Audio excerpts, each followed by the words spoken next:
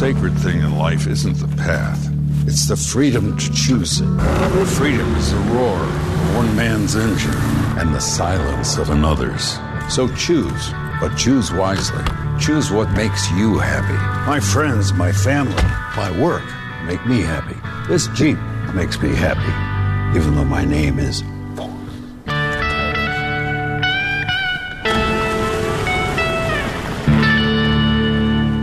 Hey, I'm Daniel, one of the founders of Ridge. My dad and I realized that most wallets are falling apart, stuffed to the max, and barely fit in your back pocket. So we set out to create something better. Ridge is built to last a lifetime and is the perfect balance of modern style and durability. Find yours at ridge.com. Hey, what's up, guys? It's Chris Pratt here. I know you're in the middle of something, but I was wondering if we could just read a little bit of scripture together real quick from the book of Joshua. I command you, be strong and steadfast. Do not fear, nor be dismayed, for the Lord your God is with you wherever you go. Join me in diving deeper into the Bible and praying every day on Hallow. You got to check it out. When a cyber thief transfers the title of your home out of your name, it's a race against time to stop the theft of your hard-earned equity. Many people don't know this has happened until long after it's done. You as the homeowner think you still own a house. 3 months later, you start getting foreclosure notices and you realize you've got 4 mortgages on your house that you didn't even know existed. So when's the last time you checked on the title to your home? Find out if you're already a victim at HomeTitleLock.com. Ever worry that you're drinking too much? Take back control with Or Health. Or Health provides access to medication proven to help. A daily pill to drink less.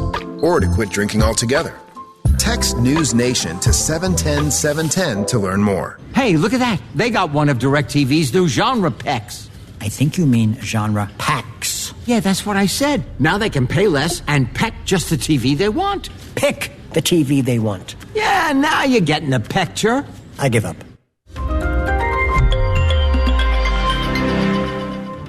Day 85, April 15th.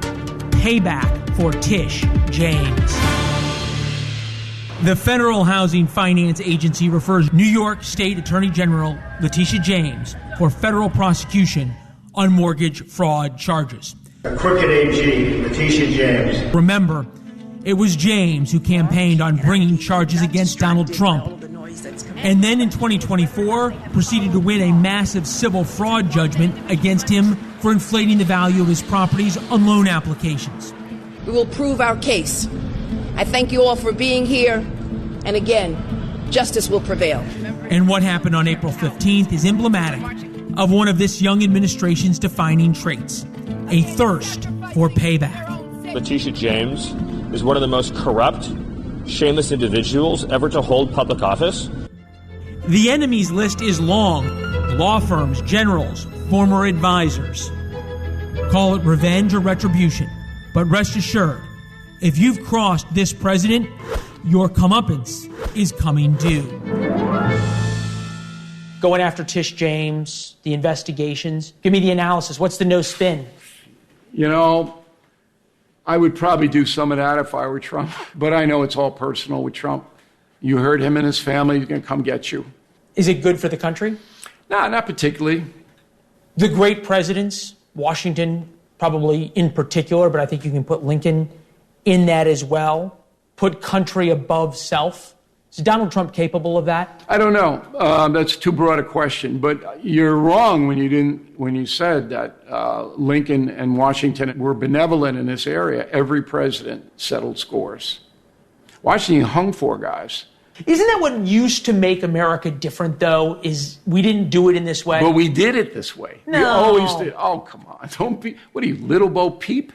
I love America. Every president did it. Not like this. Whoa. These guys, you cross them, they're coming after you. They were putting guys in jail. Ooh, John Adams? How many journalists did he put in jail? You want to go back to the 1780s? Is that our country? Modern times. Is he a president? How many political enemies did Reagan put in jail? Or Bush? Reagan took care of some people, big time. And the Bush boys, You don't want to get on the wrong side of those guys. W invaded Iraq. Look, it's not about putting people in jail. It's about auditing them with the IRS. Okay, it's about making their business have a few more regulations. But isn't that where we're headed? Feels like we're there. We were always there. So now we're going to be like Italy. I hope not, other than the cuisine. But you're naive if you don't think that these presidents, Dwight Eisenhower, you cross him, boy, somebody was going to be knocking on your door. I mean, these... O'Reilly thinks I'm too idealistic. They had the television way down, and I said to our great First Lady, listen, did I just hear I was being impeached again? What's going to be Donald Trump's legacy? Depends how well he does on the economy. Look, to end this hour, and I hope people enjoyed it because it's an honest hour, his second term is ill-defined. However, it's not going to take 4 years to define it. It's going to have to be defined by this time next year. Before the midterms. He loses the midterms, the Democrats are going to come after him with everything possible, and he's going to get nothing done the next 2 years. So he got 1 year from now to make America prosperous. And that's what it's all about. So there you have it. However you're feeling about Donald Trump's return to the White House, exhilarated, exasperated, exhausted, get used to it.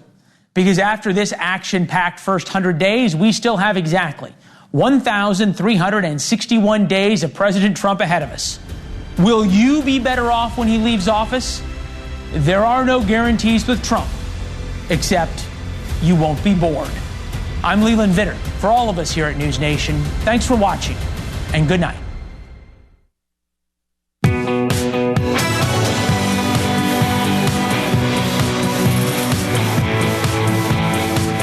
Hi, everybody. Welcome to Friday night. You made it through the week. It's really good to have you here. I've got some incredible stories for you tonight. First and foremost, if you were with me last night, you saw me almost lose my mind over that story out of Albuquerque that involved an 11-year-old, a 12-year-old, and a 15-year-old doing this, joyriding in a stolen car and deciding, hey, that cyclist up ahead, let's bump him. Yeah, bump him. Bump him. And so bump him they did. And he was killed. Took a year to find those 3 kids. Again, 11 years old. The driver was 12, is now 13. And the kid in the back with the camera, that one was 15. So this is the victim, 63 years old, a man who was a scientist on his way to his lab, working at 4 o'clock in the morning, riding his bike, helping Homeland Security, in fact, with his research. So we lost that American. But the 13-year-old, again, who was 12 when he was behind the wheel of the stolen car, his lawyer is on with me tonight. And I have so many questions for him about this kid, about that deal that he struck, and why on earth this kid, even though he's going to spend 8 years in juvenile detention till he's 21, why he gets out without being called a murderer, without even having officially committed a crime on paper. And also questions about these other 2 as well. So that's coming up. And then also I've got a question for you. And this is an honest question. It's not a riddle. I really, really want to sample what you think about this. How much time in prison do you think is appropriate for someone who is selling like a teaspoonful of cocaine, and not like dealing it to strangers and all the rest, to someone he knows? Do you think like 6 months in prison? Do you think 6 years? How about 60? How about 60 years in prison for selling less than an ounce of cocaine? The man on that bulletin board is Michael Edwards. And I can tell you right now, when I got into my career, he did that crime and he's been in prison ever since. FYI, I'm going on to like year 38 as a journalist. That's Michael now. He's like 62. So he's already been behind bars for over 30 years. And he's still got the other half of his sentence to go. Like, if he stays behind bars for that spoonful of cocaine, he won't get out until he's in his 70s because of good time. And when I say good time, this has been the model prisoner. This guy has a squeaky clean record. Tonight I am talking to the state attorney who put him away. The state attorney who says enough is enough. This guy should not be in prison anymore. Why are taxpayers even paying for this? Are we really what we were in the 90s?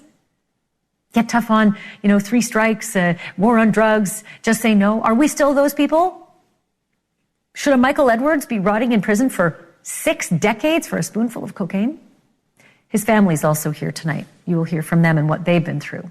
And then this is a case of road rage I can't even begin to describe. It's hard to even show it. Pennsylvania woman, she sort of went really next level, being upset with the car behind her. I can only just show you the video. So let's take it full and have a peek.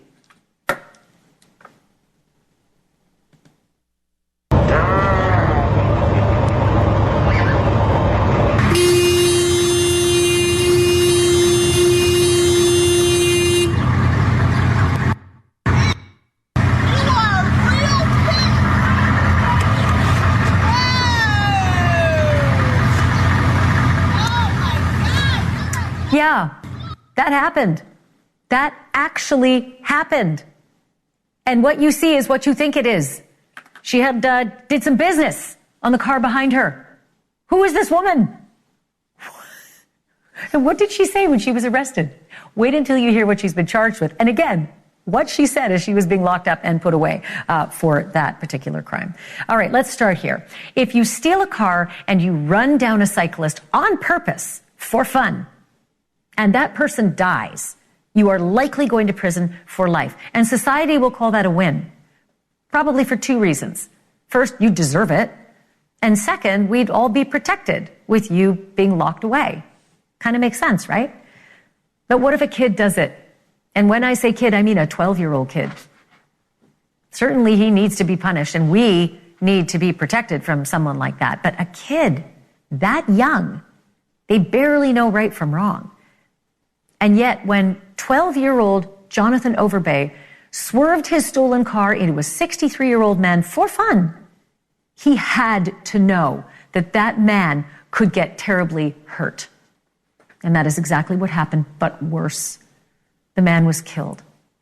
Overbay has since turned 13, because it has been almost a year since he and 2 of his buddies, one of them 15 and the other one just 11, killed that cyclist who was on his way to work in Albuquerque.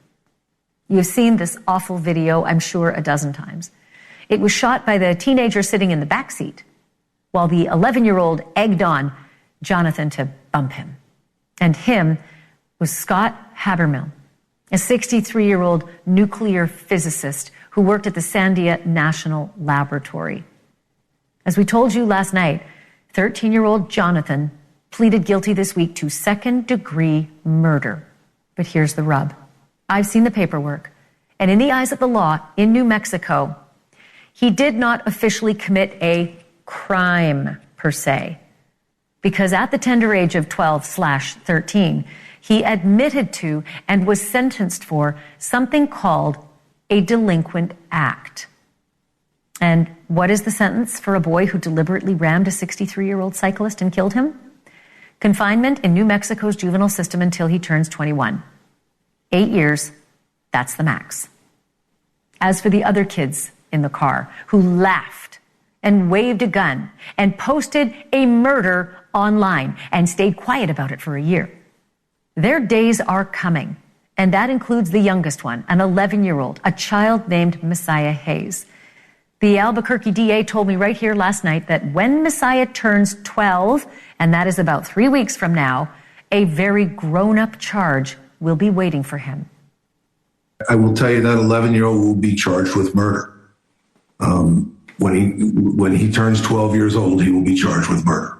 We need to do everything we can to make sure we hold these young kids accountable when they do something like this and protect the community. And it's extremely frustrating. Times are changing. This isn't about a couple of kids fighting behind the high school anymore. This is about kids who are violently hurting and killing people on the streets of Albuquerque.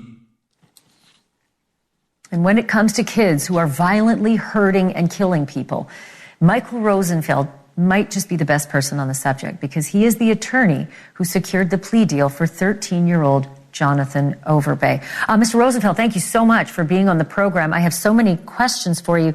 Let me start with this one. Are you satisfied with the resolution in your client's case, with the punishment that he's received? Yes, under our system of justice, a boy, and you have to understand, I've represented a number of people like Jonathan. These are not young men. These are boys. They have the minds of boys. Jonathan at the time was a preteen. And so you have to look at what is the best for a boy like Jonathan, what is the best for society in terms of what you call punishment, to make sure that he doesn't do this again and that he understands what happened. And the system that we have now, he will go to a juvenile rehabilitation center until his 21st birthday, as you said, and then he'll be released. At that rehab center, hopefully he will get the counseling that he so sorely needs. He'll get the education that he doesn't have, and he will return to society, as everybody will, when they get out of either a locked up facility for adults or for children. He'll return to society, hopefully better able to cope with some of the issues that he had before he committed this crime. That's a huge issue for the people who are listening, especially those right now in Albuquerque, in his community, because I'm sure many people will agree, you're right, he was 12, but many others will say, I want to ride my bike, and I want to know I will live, and that someone isn't going to get out of juvenile and go back to the streets and do things like this or worse. How can we be sure that this boy will become a good man? Well, we can't be sure. We can only do the best we can. CYFD runs this facility. I've been to that facility that he's going to. He's probably there already, and they do a good job there. But it's really important for people to understand. It's like with the death penalty. The argument used to be if you have the death penalty, it will deter violent crimes and people will not commit heinous murders because they know they're going to get executed. That's a false premise. It's been shown that it doesn't make any sense. It's not true. And it's the same thing with boys like Jonathan. And I've represented a number of these boys. They are boys. And almost every one of them comes from a dysfunctional family. They have, a lot of them have no moral compass because they don't get one at home.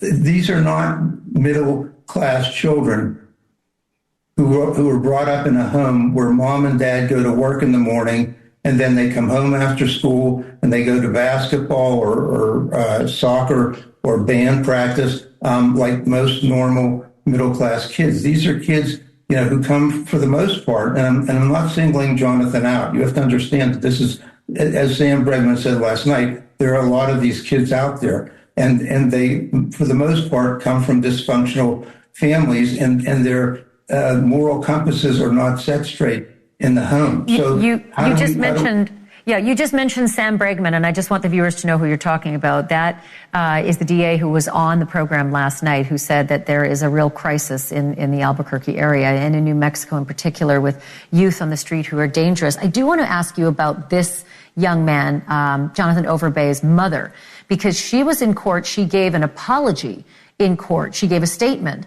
And I'm wondering what her exposure is here, because all over the country, we're starting to see prosecutors going after parents to say, if your kid does something like this and someone dies, we're going to look to you. Is she exposed? Might she be charged in this case? Not right now. There's no law that I'm aware of in New Mexico that would make a parent liable for a child. We've seen in other states parents are being held criminally liable if their children take firearms from the home and harm other people. Those states are trying to go after those parents. We don't have that in New Mexico right now. I'll say this because, Mr. Rosenfeld, people watching right now will say this happened at 4:30 in the morning and these kids were in a stolen car. One was 11, one was 12, one was 15. Where the hell were all three of their parents? And I'm going to take back asking about mom and whether she was exposed. Mom and dad. Why are mom and dad of Jonathan Overbay, who obviously failed this kid miserably, not going to have to account not only to their kid and the injustice that they gave him, but the injustice towards this victim's family?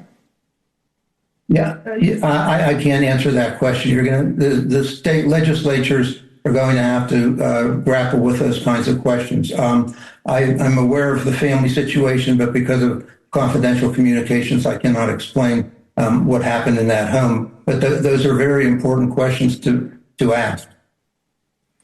Obviously, I think so many of us are starting to wonder if there's an epidemic of kids behaving this way. There's an epidemic of parents who yielded to this happening. I do want to ask you one thing, Mr. Rosenfeld, and that is in the negotiation with the DA's office about your client Jonathan Overbay's plea deal. One of the requests you made was that Jonathan is not going to testify against the other two in the car. Why is that? Because sometimes the district attorneys will wait until after somebody who does not agree to testify against co-defendants enters a plea. Sometimes they're sentenced, sometimes they're not. And then the state will subpoena them to testify against the co-defendants at their trials, even though there was no agreement to do so. And when there is an agreement to do so, generally the judge gives a lighter sentence. But we wanted to make sure in this case, because Jonathan did not want to testify against either of the other, they're actually not co-defendants or co-respondents, because it's not a criminal case per se. And he didn't want to do that, and that was part of the plea agreement. It just pains me to hear he didn't want to do that. I sort of feel like his feelings shouldn't be incorporated into the metric at this point. One quick question. I only have 10 seconds left. He gets his record wiped clean, doesn't he? He comes out at 21 without any record at all, correct? That's correct, because in our justice system, he's being prosecuted in juvenile court. He's not being charged with a crime. He's being charged with a delinquent act. He's not pleading guilty. He's admitting to a delinquent act. So the way the law works is that he hasn't, it won't affect his Second Amendment right, when he comes out of the juvenile facility at age 21. It's extraordinarily frustrating. I'd love to have you back. It's a healthy conversation. There are definitely two sides to this. It's maddening on both sides. Thank you so much. I really appreciate it, Mr. Rosenfeld. My pleasure. Thank you. Still to come tonight, a different kind of prisoner of war. The war the U.S. declared decades ago, spent billions fighting and basically lost. The war on drugs. And our prisons are full of dealers and addicts whose sentences were more about politics than justice. After a break, a Florida man who's been in prison for 31 years for selling one spoonful of cocaine. And he's still only halfway through his sentence. Is this really who we want locked up? The state attorney who put him away says, hell no. And he's live with me next, along with the prisoner's family.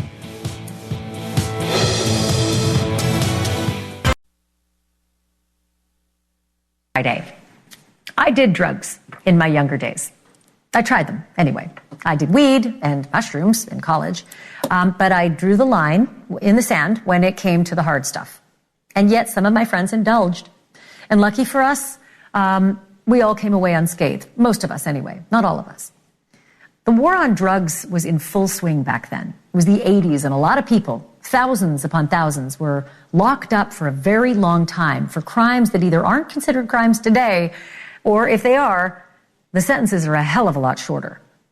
Case in point, Michael Edwards.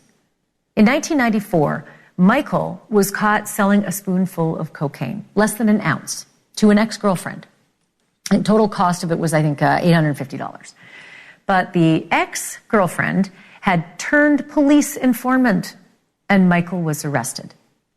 Before the trial, Michael was offered a plea deal, 9 years in prison, but he turned it down because he was sure that he beat the rap. It was just a spoonful of cocaine, right? And then he was offered another deal, which was worse, 15 years in prison. So he turned that one down as well, opting for a trial. But at trial, Michael was found guilty. And when it came time to the sentence, they threw the book at him. 60 years in a Florida prison with no chance for parole. 60 years for a spoonful of cocaine. I should note that Michael was an addict, and this was his third arrest. All of them nonviolent, all of them for drugs. But they called it his third strike, and under the law, It was the 90s. It was a very different time. Say yes to your life. And when it comes to drugs and alcohol, just say no. I remember that well. Tonight, Michael Edwards is still in prison, 31 years after his conviction. He has been a model prisoner and has shaved time off of his original sentence. But even then, he is not due for release until 2037. That is another 12 years from now, which would mean a grand total of 43 years for selling less than an ounce of cocaine to a friend. If he makes it, he will be 74 years old when he gets out. But he is hoping to do better than that. He is petitioning the courts for clemency. And the prosecutor who put him away believes it is time that Michael got out of prison. Michael's also petitioning political leaders, many who agree that he has served too much time, but not all of them. I'm joined now by Michael Edwards' sister, Mimi Edward Beach, and his mother, Alicia Allen, and by Joe D'Alessandro, who was the state attorney when Michael was convicted and jailed. Welcome to all of you, and I thank you so much for being here. It's such a critical story to tell. Mimi, let me begin with you, if I might. I want to ask you about your brother and your family. What have these 3 decades, been like for you all?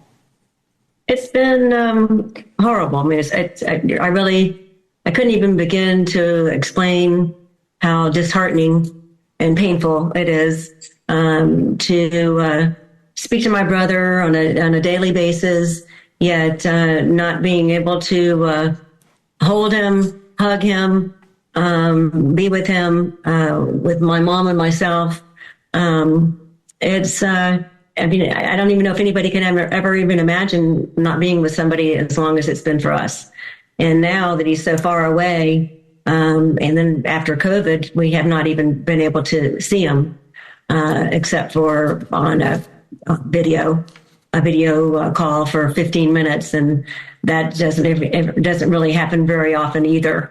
So it's difficult. I mean, it's got to be pretty heartbreaking. I heard that during COVID, he was moved to another prison. It's 7 hours away. And so obviously that makes things pretty hard for family visits. Mimi, he turned down 2 different deals. Do you remember, I mean, it's a long time to go back, but do you remember those heady days and why he was so sure it was a good idea to turn down 9 years and then 15 years? Well, his state of mind in that time of his life, I mean, he was a drug addict. He had just felt that he was going to be able to not so much get away with it, but he also had where there was an affidavit that the girlfriend turned informant had signed and saying that she had lied. So at that point as well, Michael was confident. Why should I concede to or agree to a plea when the witness is saying that she lied? And that was the only real evidence that they had against him. So it was very surprising that the jury found him guilty beyond a reasonable doubt with a lot of evidence that didn't seem the numbers didn't make sense, to be honest with you. It was, but for Michael too, I just think that he had gotten away with a lot of things throughout his years. And, he just thought that this was going to be another one that he would be, why should I concede to do the 15 years when I'm going to win this case. So that's how it went. Yeah. And I'll tell you, I could not believe it when I learned the detail that the ex-girlfriend informant, upon sentencing, took her life. That's another detail in this case that I think is just so incredibly overwhelming. It's just so many people victimized, I think, in this case. Alicia, this is probably just such an incredibly difficult thing for you to do, interview on television about your son. And Mimi, help her if there's a hearing issue at all. I know it's a struggle. But I just wanted to ask Alicia, did you ever think it was possible, even close, to your son getting a sentence that long? She was asking if you ever thought this would have ever happened with Michael getting a sentence for this time. Oh, no. I never imagined such a thing. Yeah. And it's hard to even for a parent to have this happen to them, to be without their son. It's just it's taken a real toll on my mom, and especially these last couple of years, it's getting harder and harder. When we went to clemency, we really expected at the hearing that Michael would be coming home with us. I mean, to the point that I packed up a bag of clothes and everything. We were confident that he would be coming home with us, and we're so excited. And that was 5 years ago. So it's been another 5 years of just the struggles of not having him here with us. It's very difficult. And from what I understand, several politicians, high-level politicians in Florida, as well as people with the Clemency Board, voted in favor of your brother being released. And it was one stroke of the pen, only just a couple of words from Governor Ron DeSantis. I'm not inclined at this time. Next. I mean, it's heartbreaking to hear that. Let me bring in Joe D'Alessandro. Mr. D'Alessandro, you were the state attorney at the time that this happened, and you've since changed your thinking and feel that Michael should be released. What changed your thinking? Well, that's a whole lot of things. It's very difficult to pinpoint it on one. But I became very much aware that he was serving more time than really he should have served. That's what got me really involved. When I had a lot of correspondence with Mr. Edwards. I knew his family, know his family. That doesn't mean anything as far as my ability to prosecute.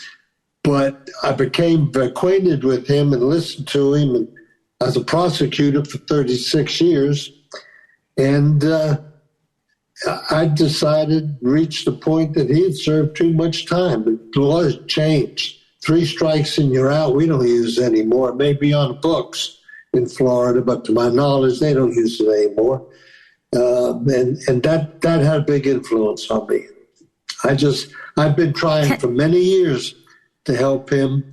I even got a friend of mine who's an attorney in Tallahassee, because I live here far away, to go see him and try to represent him in parole hearings and try to get him out. I don't think he should be in prison. And Mr. D'Alessandro, can I ask you this? I know that 5 years ago, Governor DeSantis in Florida passed up the opportunity to grant clemency. I don't know if this is a get tough on crime thing, but I'm not exactly sure what we're trying to get tough on at this point. But I know that also Michael is reaching out to President Trump for any kind of help that he might be able to give this case. From your perspective, having been a state attorney, is there anything that President Trump can do in his relationship with Ron DeSantis to move the needle on this absolutely ridiculous case? Legally, I don't think there is anything that the president can do because it's not a federal crime. But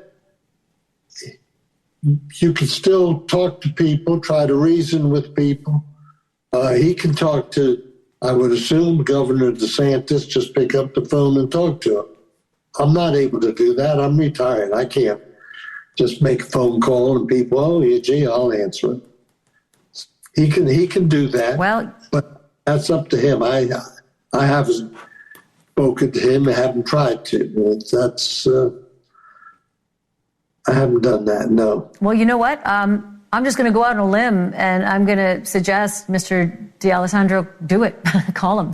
Let him know who you are. You matter.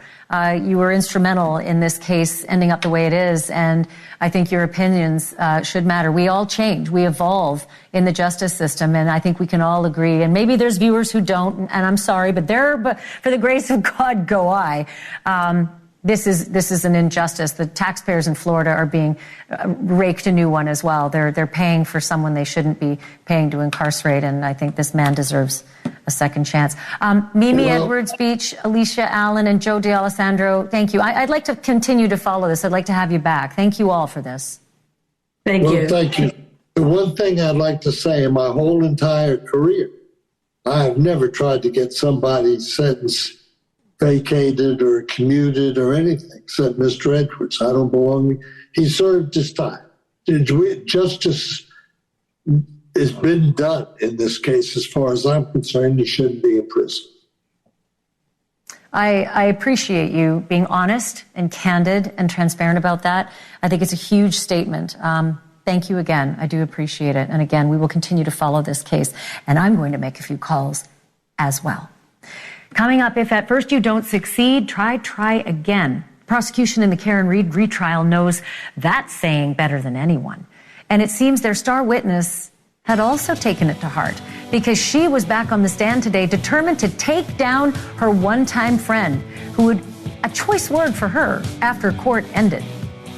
And if you happen to encounter any road rage this weekend, please take a deep breath, stay in your car, and thank your lucky stars that the cops have arrested the infamous Delco Pooper.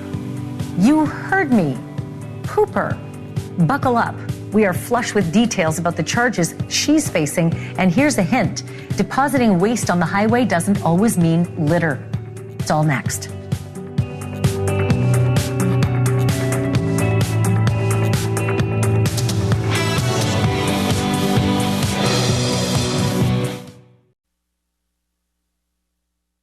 The end of this week, then, Jennifer McCabe. Jen was a close friend of a Boston cop named John O'Keefe, and she just wrapped up 3 grueling days on the witness stand in the retrial of Karen Read, O'Keefe's alleged killer. And those last hours on the stand were grueling.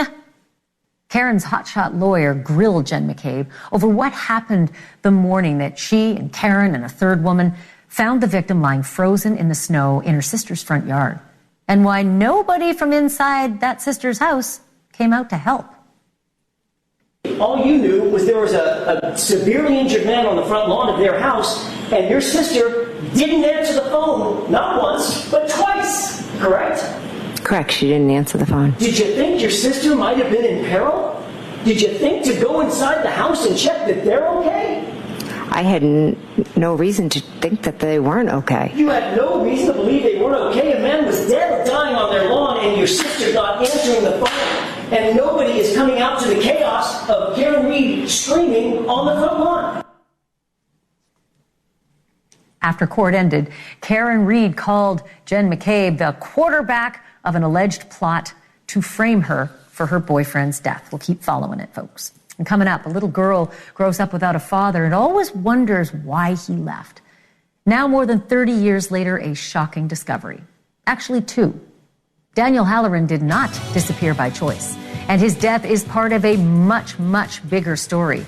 The creepy story of the Fox Hollow Farm, a killing field with an indoor pool surrounded by mannequins. We have a huge update in the saga of this serial killer. Next.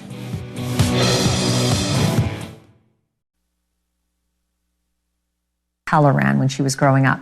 She never knew her father. He left the family in 1993 when Coral wasn't even 2. And they never heard from him again. And neither did anyone else, as it turns out. This week, the world learned that Coral's dad was not a deadbeat.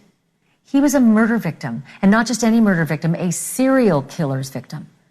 The coroner of Hamilton County, Indiana, has just declared that Daniel Thomas Halloran is the 10th known victim of the horrors at Fox Hollow Farm. When young men started disappearing in and around Indianapolis in the mid-1980s, all the way through till the mid-1990s, it didn't go completely unnoticed. Flyers would go up on the walls at the local gay bars. Friends would reach out to other friends. But at a time when AIDS was ravaging gay communities everywhere, when seeing somebody one day and then never seeing them again became almost normal, it is fair to say that what was really happening in Indy did not get the attention it deserved. Apart from a deadly plague, gay people lived, as many live now, with the ever-present fear of being outed, of losing a job or a family if one dared to be their true self in public. But in 1994, one man did come forward with chilling accounts of a man who called himself Brian. The man said Brian frequented Indianapolis gay bars, luring men back to his home to keep the party going, which in his case meant strangling, erotic asphyxiation, and maybe much worse. The man said it happened to him, that Brian took him to a lavish home with an indoor pool. But the pool was bizarre. It was staged with male mannequins. And Brian's request? That was even more bizarre. He asked to be strangled as part of an erotic kink. And of course, he wanted to reciprocate.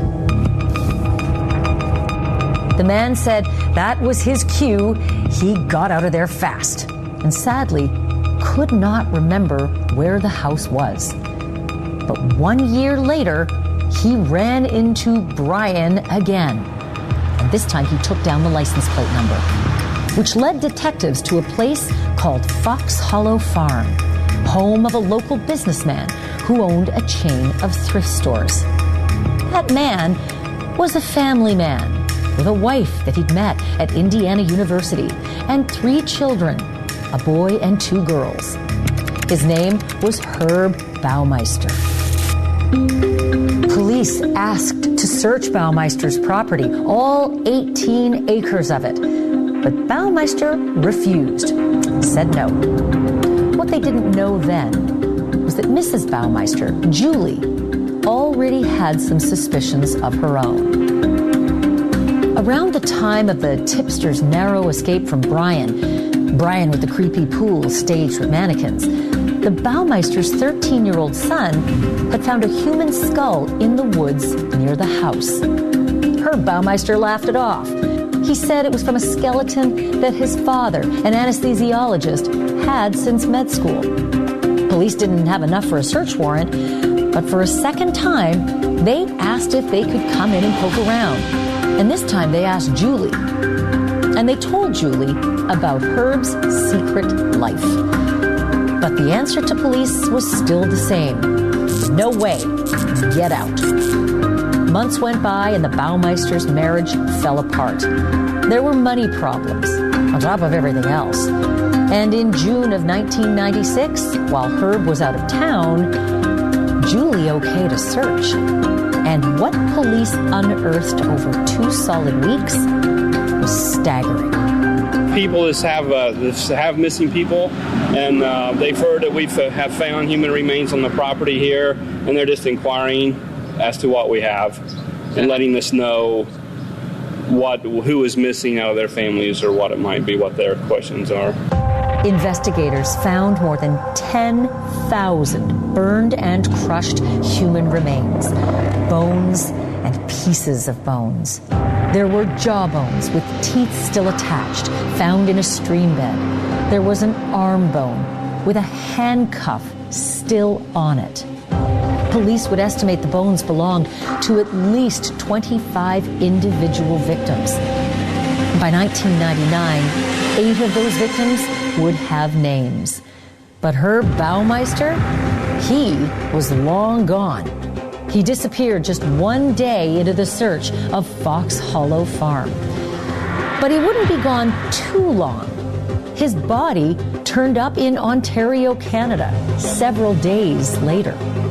Police found the remains of 5 people on Baumeister's Hamilton County estate. Last week, Baumeister killed himself in a park in Ontario, Canada. Investigators have told News 8 he shot himself in the head. There was a suicide note, but it only mentioned Baumeister's failing marriage and struggling business. Nothing about his secret life at the gay clubs, and nothing about a secret life as a serial killer. And from 1999 to 2022, almost a quarter century, the investigation itself almost died. But then came Eric Pranger. My aunt was ready to give up years ago. She's made several calls, like before Jeff was there, and she just lost hope.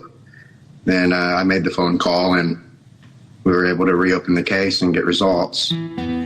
Eric Pranger's cousin was Alan Livingston, a young gay man who disappeared in 1993 and fit the profile of Baumeister's known victims.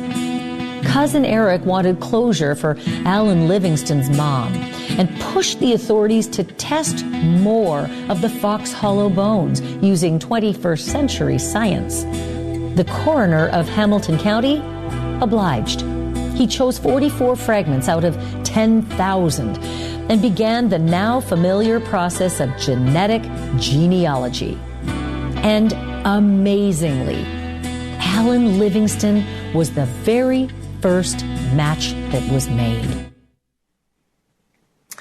But Daniel Halloran was matched to his mother, who died 2 years ago of a drug overdose, and remarkably, whose DNA was on file.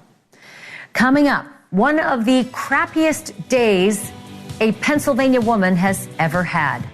No joke.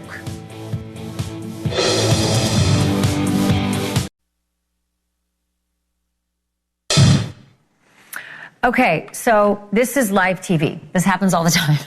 And if you've had a crappy week, I'm now having a crappy week because I'm about to tell you about the crappy week that lady had in Pennsylvania. So hold it for a second. We just had like a meltdown of video. But if you were watching as we went into the break, you saw that this lady was pooping on a car. So here is the story.